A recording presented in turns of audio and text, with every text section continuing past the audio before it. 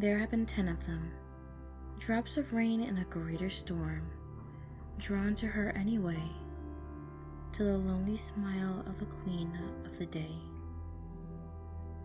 In her reign, 10 faces have been by her side, small, humble moral shapes to walk in her shade.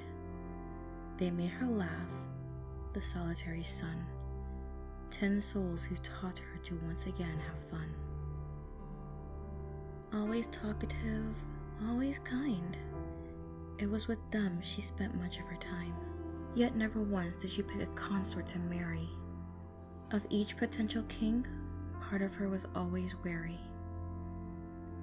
One lonely god with a wise smile. She hid all but certain affairs in her land, her past as faded as a shroud, a layer of rolling white across the blue with the sun's mask, as the princess, never queen, was married to her Equestria, no matter how disagreeable the task. After all these years, only these 10 souls could say that they knew her well, the kind-hearted princess with a secret patience, a god in all but her own view. She got to live each happiness 10 times over, her experience a pleasant repeat, until she had to bury each stallion that had become her sweet. The sun's god, with a life everlasting, wept at 10 white marble graves, her tears dwindling in number with each name.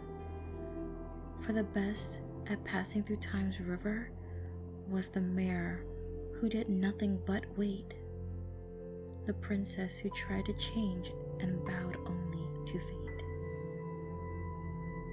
For a while, she would do naught but remember. She would stand calmly in the water, watching drops roll off her feathers. Memory after memory, running of the white overlapped by shade. Persuasive time approaching her heart, until it forgot, made the pain fade. Everything she would not recall as strongly, the gardens acting as her length. Soon, she would long to have another face beside her, a lover with whom she would share a great gift, partaking in her eternity. Perhaps, if her last companion had been too dear, she would wait longer, as there was no harm that could come in waiting for infinity, should only make her stronger. Sometimes years would pass as she waited only to remember. Here a token could be found passing between her hoofs. Her eyes might close and she might see again the beloved she had lost. Once more, her heart would begin to defrost. Like each passing season, her mirth would return. There would be a new stallion with whom she was smitten. Not even 2 centuries later would she say her heart broke. The princess would find her way to the gardens where her sorrows would soak. Her tears, like the water, would soon dry. The princess's smile would return, but never would she be the one to put any sincere grin upon her face. A smile upon her monarch's mask would only be restored by her next suitor's good grace.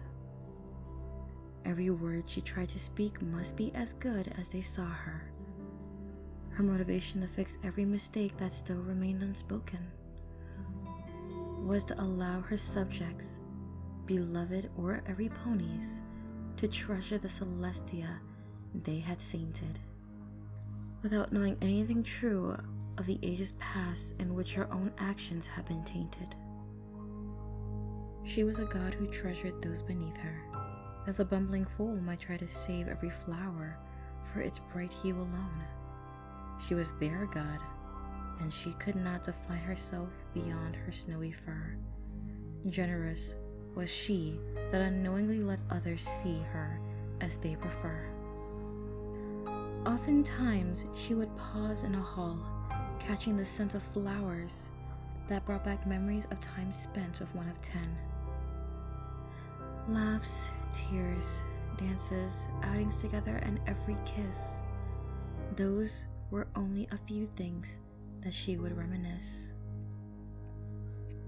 Those 10 drops of water, indistinguishable until they had been singled out, clung to her, flattering her, and treasured her as she treasured them, despite their fragility. Such simple creatures when they stood next to her glory. With each and every one, she stepped into a new love story. She found herself forgetting that when it came to ponies, their stories would end. It was simply another denial to tally in her mind, soon to be forgotten. 10 mortal stallions who had made her millennia bearable. The same 10 left holes in her already shredded heart, which she would never acknowledge or admit were easily repairable. She was their princess, their protector, and their shield. None of her subjects would outlast her. The words to describe the presence of a life never ending were never within her vocabulary. All she could say was that in this world, no love of hers would ever tarry. So she would sit on her regal throne with a crown upon her head, and every so often, sometimes centuries apart, there would be a rose at her hoofs. She would think of all the souls dear to her before this latest calling that she personally guided, and all of the company that those dear ponies provided. Over time, those faces will fade, all that defined them softening until lines are blurred, and they may have never mattered, as were they not disposable? So many hundreds of the littlest statements are whispered in her unattentive ear, each and every one forgotten as long as ponies are near. A mare who will do anything for superficial happiness cannot see clearly, for her thoughts are no longer true. When she only listens to what she wants to hear, now that any kind of verity takes second place to her adoration and popularity. She believes it to be the greatest kindness, an action performed by on the paragon of generosity to allow every pony to see only what they want to see, all without believing in magic, and being blind to how her own story has only become so tragic. When 10 simple lives have run out, 10 drops of water return to the pool of their origin. Simple drops that shine with a certain clarity, falling back into place. Yet there's hardly a sound to their name. Any attempt at being remembered by all but her would be in vain, as the last iridescent drop falls into time for her to continue her infinity. And support me on Patreon and Ko-fi, links in the description. Thanks for listening, and be sure to subscribe. Good night, every pony.